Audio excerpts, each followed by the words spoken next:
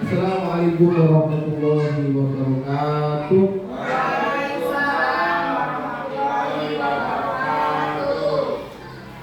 Kepada yang terhormat Bapak Guru SD Tongan 1.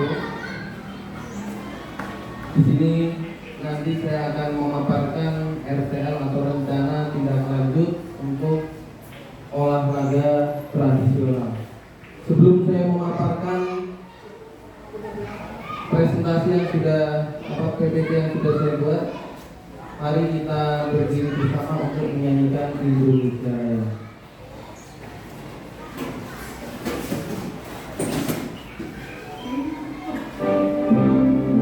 Nyanyi bersama ya. Indonesia tanah airku, banggaku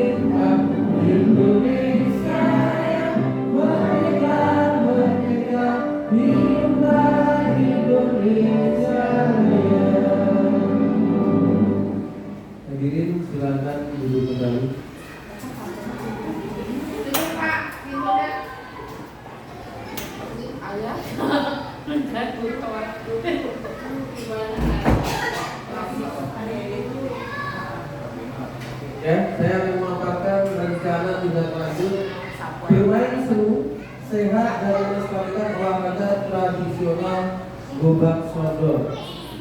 Ini adalah olahraga tradisional yang sering dulu kita mainkan dan sekarang banyak anak yang tidak memainkan olahraga ini. Selanjutnya, permainan tradisional Indonesia kaya akan nilai-nilai luhur dan manfaat bagi tumbuh kembang anak. Namun, seiring perkembangan zaman, permainan tradisional semakin jarang dimainkan oleh anak-anak. Program ini bertujuan untuk menghidupkan kembali permainan tradisional dan mengadaptasinya menjadi aktivitas olahraga yang menyenangkan dan bermanfaat bagi siswa. Jadi adanya kami melakukan rencana tindak lanjut olahraga tradisional ini mengaktifkan kembali olahraga tradisional yang dulu, yang sekarang sempat banyak yang tidak dimainkan. Anak-anak lebih suka main gadget, anak-anak lebih suka main game daripada permainan tradisional. Di sini nanti sekolah akan mengadakan olahraga tradisional dan ada jadwal tertentu yang akan digunakan. Selanjutnya Pak, asal usul gobak sodor. Kata gobak sodor memiliki beberapa kemungkinan asal usul, yaitu dari kata gobak yang berarti bergerak bebas dan sodor yang berarti tombak. Berarti bergerak bebas seperti tombak. Kemudian yang kedua dari kata go back through to door yang berarti menembus pintu, yang kemudian juga menjadi gobak sodor oleh orang Indonesia. Menembus pintu karena di dalam permainan gobak sodor itu ya, ada orang yang menghalangi, jangan sampai harus bisa melewati orang yang menghadang. Atau gobak sodor itu juga bisa disebut permainan hadang. Kalau di Sunda ya, hadang namanya. Galaksi. Oh, galaksi. Di sini ada yang menyebut namanya hadang. Permainan gobak sodor memiliki beberapa manfaat, di antaranya mengembangkan kemampuan motorik dan koordinasi mata dan tangan, melatih kesabaran dan pengendalian diri, menumbuhkan kreativitas, membentuk kepribadian yang baik, dan meningkatkan kekompakan. Karena di dalam permainan gobak sodor itu harus ada strategi, tidak asal-asalan lari ya, menembus tembok musuh enggak. Jadi harus ada strategi. Selain itu, permainan gobak sodor juga memiliki filosofi bahwa kerjasama tim akan membantu mensukseskan tujuan kelompok. Selanjutnya Pak, sejarah gobak sodor. Gobak sodor adalah permainan tradisional Indonesia yang berasal dari Jawa. Jawa mana? Permainan ini menggabungkan elemen strategi, kecepatan, dan kekompakan tim. Permainan ini dimainkan oleh dua kelompok, dengan satu kelompok bertugas untuk menjaga dan kelompok lainnya berusaha untuk meloloskan diri melalui jalur yang telah ditentukan. Dan alhamdulillah di Banten permainan tradisional sudah digalakan. Jadi ada lomba tradisional ya, Portrada, pekan olahraga tradisional ya, pekan olahraga tradisional kemarin di Bandung juga dilaksanakan di Gor Indomie. Kemudian cara bermain untuk penjaga, kelompok penjaga harus menghalangi pemain yang mencoba untuk meloloskan diri dengan menjaga area jalur permainan. Jadi seorang penjaga kalau memang tugasnya di garis lurus sebelah kanan kiri, maka dia harus menghadang kanan kiri. Kalau jaganya di antara garis tengah, antara depan belakang, maka dia juga harus depan belakang jalurnya. Kemudian pemain yang berusaha meloloskan diri, pemain yang berusaha melewati penjaga tanpa tertangkap dengan kecepatan dan kelincahan. Nah, kelincahan ini sangat dibutuhkan, kecepatan berlari dan kelincahan. Karena kalau tidak bisa lincah, kurang cepat berlarinya, maka bisa kena. Teknik kelincahan dan pergerakan, pemain harus dapat bergerak cepat dan menghindari penjaga. Kemudian koordinasi tim penting untuk bekerja sama dengan anggota tim lainnya agar permainan berjalan lancar. Meskipun yang berjaga itu juga harus koordinasi dengan anggota timnya. Ya, mungkin biasanya ada aba-aba, kurung, kan? Seperti itu biasanya musuhnya langsung dikurung. Ya. Selanjutnya aturan bermain, jumlah pemain 5-10 orang. Ini tergantung garisnya.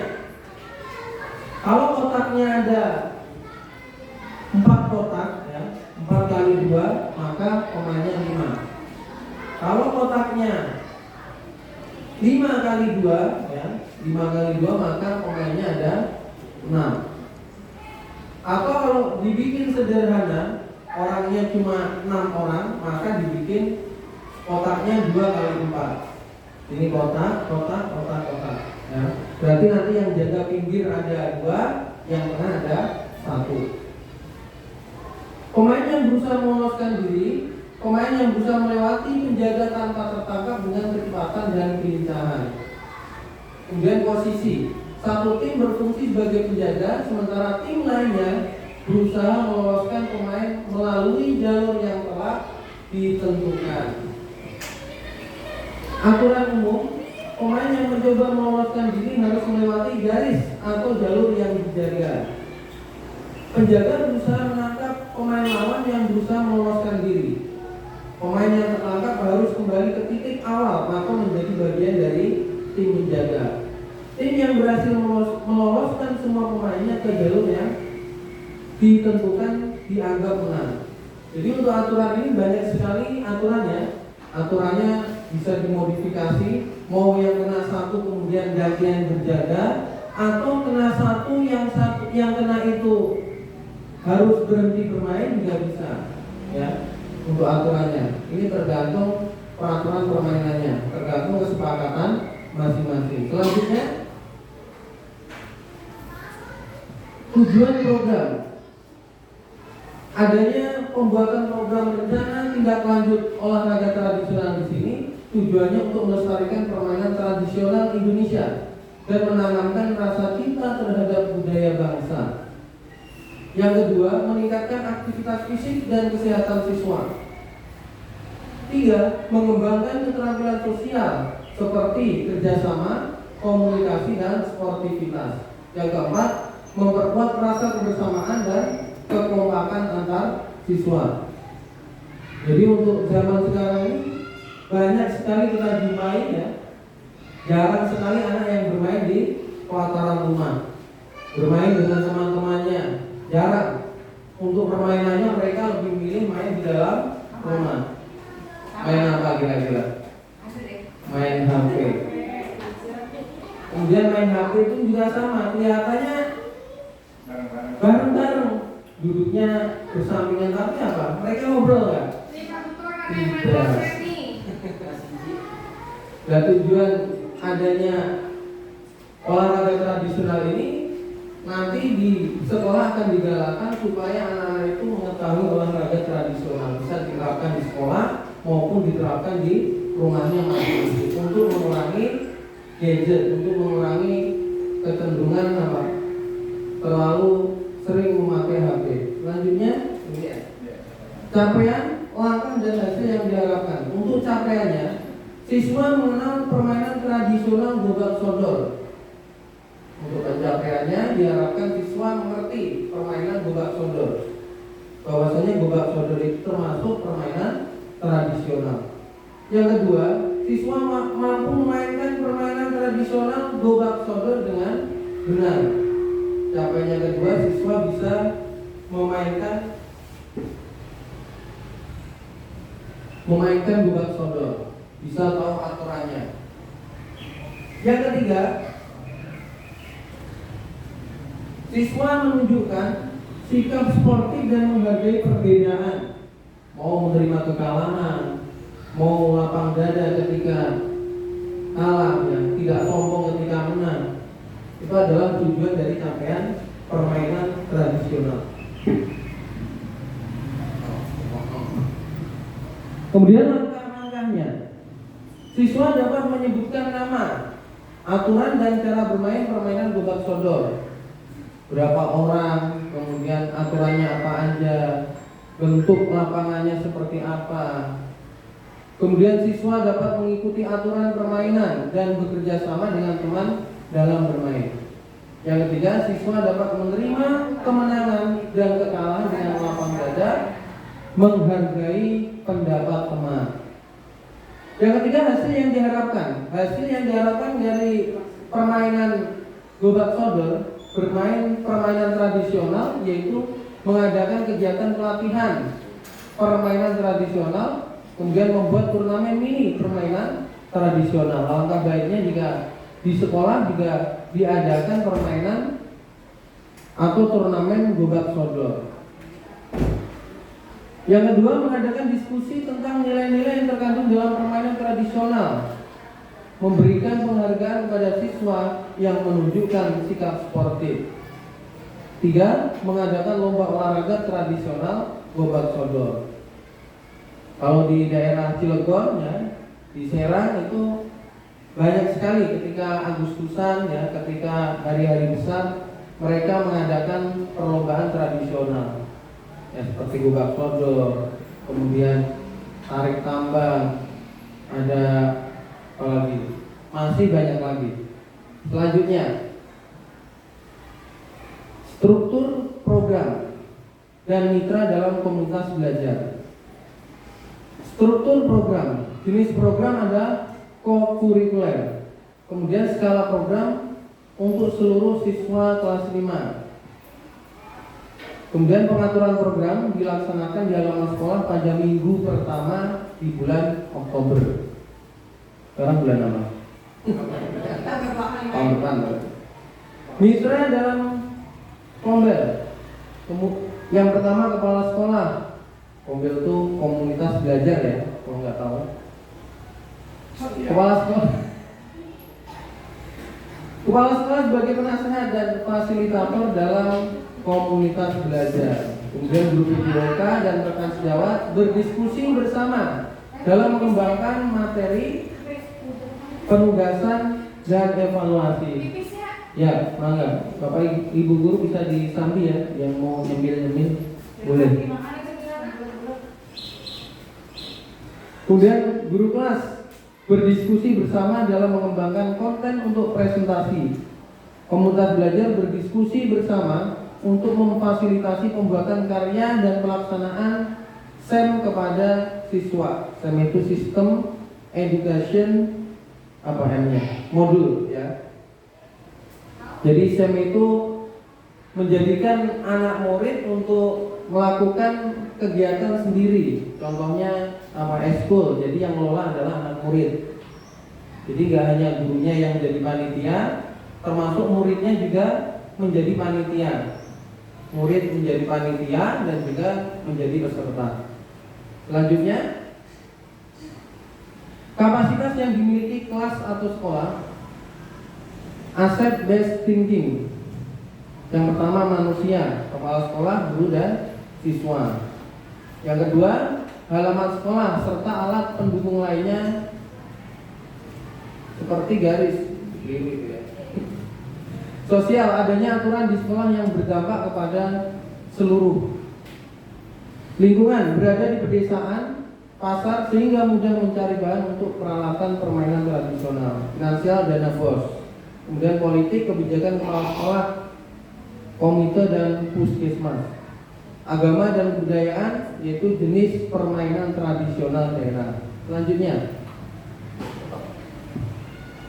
rencana evaluasi. Yang pertama observasi, mengamati antusiasme dan keterlibatan siswa dalam kegiatan. Dilihat siswanya antusias apa tidak, ya, diobservasi dulu, digali terlebih dahulu. Kemudian rubrik penilaian, yang menilai adalah guru PJOK dan guru kelas. Kemudian refleksi siswa, penilaian oleh siswa. Kemungkinan tantangan. Yang pertama tantangannya adalah beberapa permainan tradisional membutuhkan peralatan yang sulit ditemukan.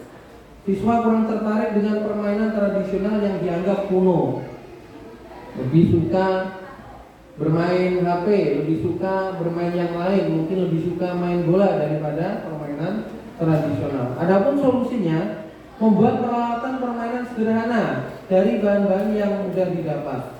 Mengadakan lomba kreasi permainan tradisional dengan modifikasi yang sesuai dengan zaman. Mungkin dengan kita ngasih garis, ya, kasih garis buat game gugak sodor, mungkin mereka ketika olahraga ataupun istirahat juga bisa bermain sendiri kalau ada garisnya. Yang ke-13 terakhir adalah terima kasih. Ya, itulah yang bisa saya sampaikan. Barangkali ada yang mau bertanya ataupun menyangga dari presentasi saya, silakan. Oh iya Pak, saya mau bertanya Pak. Ya. Assalamualaikum warahmatullahi wabarakatuh. Ya, mohon izin kepada Bapak Ibu, kepada Pak Fakir, terkait dengan KTL ini, yaitu Gobak Sodor. Kita tahu generasi yang tadi sudah Bapak sampaikan bahwa generasi sekarang ini di tahun 2000 itu kan sering dikatakan generasi Z. Nah, kalau umuran saya ini mungkin generasi Y. Pernah mengalami, pernah memainkan juga apa itu permainan Gobak Sodor. Saya pernah mendengar ya tentang